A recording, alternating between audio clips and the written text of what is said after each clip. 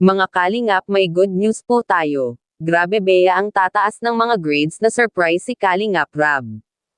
Yan po ang ating pag-usapan dito sa reaction video na ito. Kaya bago po ang lahat, isang mapagpalang araw po mga kalingap sa ating lahat, naway nasa mabuti po tayong kalagayan ngayon.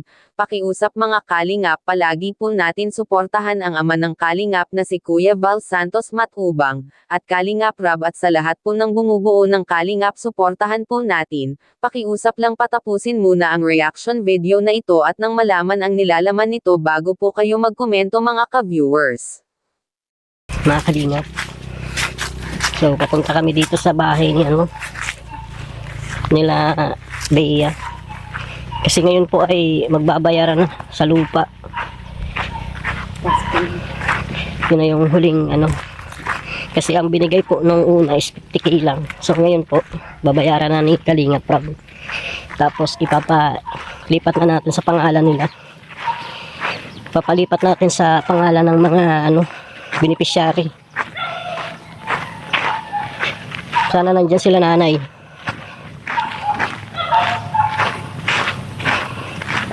Tahimik. Sakit.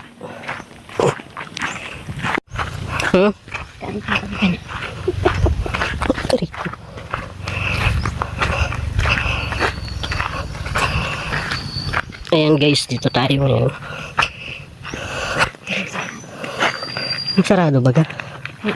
Mga ka-viewers, ayon po sa teacher ni Bea, mataas ang grades nito. Kaya agad po na isinumbong kay Kalingap Rab ang magandang balita tungkol kay Bea po. Pasimple lang po pala si Bea pero may kakayahan pagdating po sa pag-aaral. Dito pa lang sa nalaman ni Kalingap Rab ay masaya na po siya, kasi ito talaga ang dahilan kung bakit patuloy po silang tinutulungan ni Kalingap Rab. Kasi ibig sabihin po na appreciate nila ang mga ginagawa para sa kanila.